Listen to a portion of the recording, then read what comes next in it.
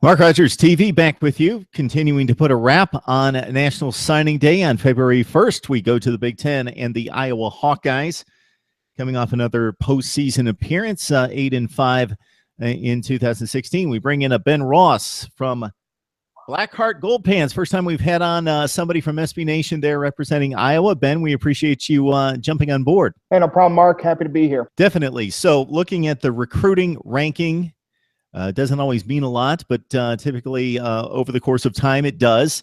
And 24/7 Sports has you at number 41 in the country. Certainly, I would expect that's what Iowa would generally do. Bring them in, top 40 range, and coach them up and develop the guys from there. Your thoughts about the overall class in comparison to your expectations? I think just about any Iowa fan you would talk to right now, we're pretty happy with how the class turned out. Like you said, number 41, obviously that's not ideal, but not too long ago we were looking in the 50s and the 60s in the range. We closed out, Kirk Ferentz and his staff, rather, they closed out some very good prospects in the 11th hour of National Signing Day. And I think, I don't know how familiar you are with some of the decommits Iowa had midway through the football season. We lost 3 very highly touted recruits for a number of reasons, but I believe the coaching staff closed in hard and really made some waves and got some really good guys that we should look forward to in the future here. Yeah, Ben, considering personnel losses, maybe some of the holes on the team last fall, who are some of the guys that stand out to you, whether it be from a talent standpoint or a need standpoint, that we may see as impact players sooner rather than later? Well, you have to start with JEP Anessa. He's the highest recruit Iowa has ever gotten, I believe, ever, period. He's a legacy. His father played under Hayden Fry in the 80s at Iowa, and he's a defensive lineman out of Illinois.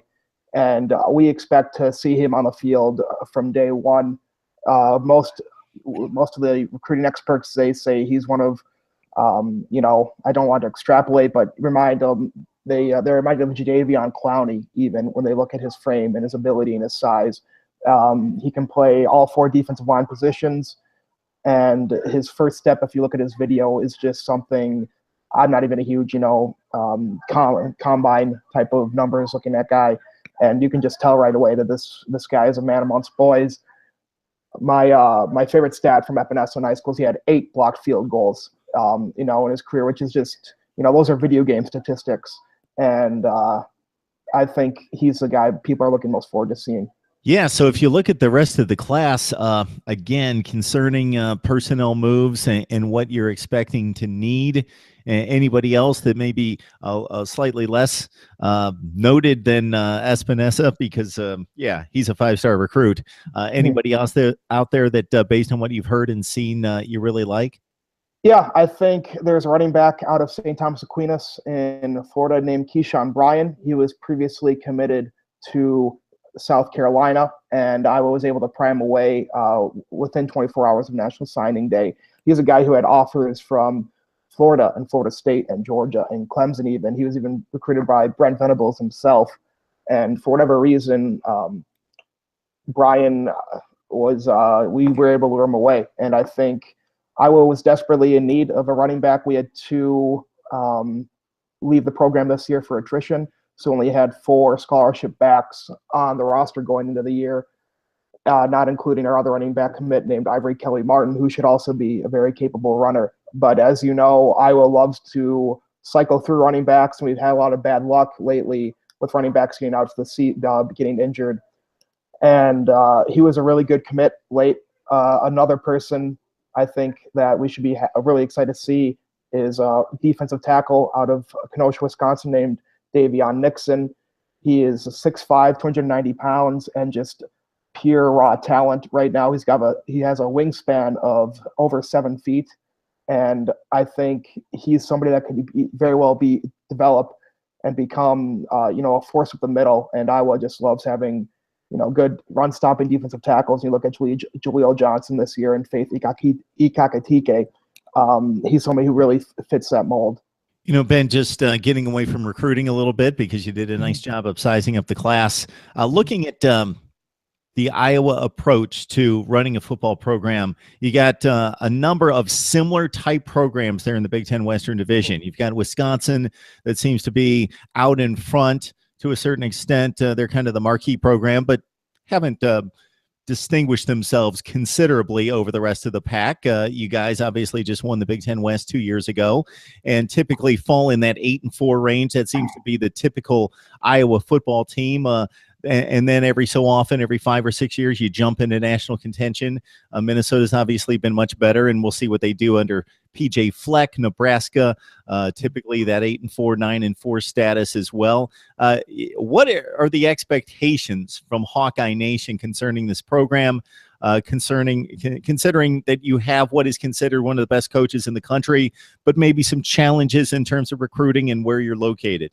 Well, I think it's fair to liken the Iowa's fans and their faith in the program similar to how, people from Denver talk about their weather. If you don't like the weather, wait 5 minutes, people will say. Iowa fans are sort of the same way on how they like to measure the direction of the program is going in. And there are Kirk Ferentz apologists everywhere and people who wanted him out of the building 5 years ago. I think the future is going up. I think the arrow is pointing up. I think the recent acquisition, it wasn't even acquisition, the promotion of Brian Ferentz, as you know, I'm sure you know, is Kirk's son. He is now going to be running the offense. We'll see how much of that is really going to be his offense. I believe we'll see Kirk's fingerprints all over the offense, but I'm hopeful that he's going to be able to deviate a little from the predictability we saw with the offense while Greg Davis was running the show. And with the offensive line we have coming back, and with this recruiting class and the amount of defensive starters we have coming back, I think there's more reason for optimism than pessimism going into next year and a few years beyond that.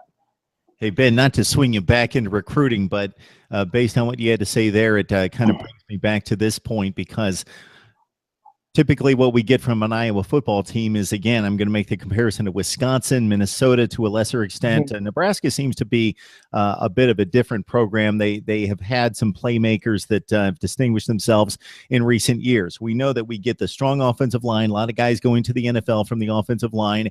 You've had very capable running backs.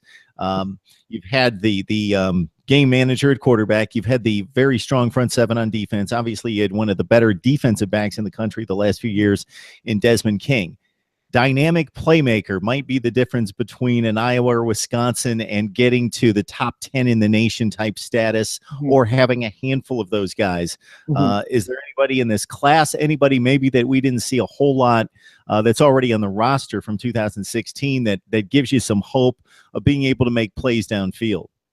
Well, in this class, that remains to be seen. I spoke a little bit about Keyshawn Bryan and Ivory Kelly Martin in the running back position. But right now, Akram Wadley, he's got to be one of the top, at least top 5, maybe even top 3 or top 1 dynamic playmakers coming back in the Big Ten next year, not just the West, but overall possibly. He could be, he's certainly in the running for Big Ten Player of the Year candidate on offense. And I think being able to get these running backs some time behind him that are coming in will be very instrumental in developing how that offense goes. After that, though, Iowa, likes to rely on a tight end, and we don't have anybody too established coming in. I think we only got 1 tight end in this class, and we have 4 very young guys on the roster right now at the tight end position. At wide receiver, we just have Matt Vandenberg, and because he is granted a 5th year of eligibility due to injury. And after that, there's not too much to be too excited about.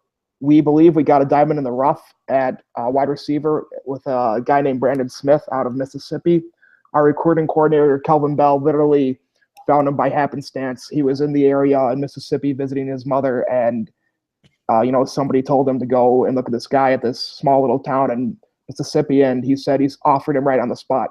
So that's somebody, after looking at his film, he's somebody we can be excited about at the wide receiver position. But as of right now, you did mention a little bit, we are missing some dynamic playmakers, and if we were without Akram Wadley going into the season, there'd be a lot of cause for concern.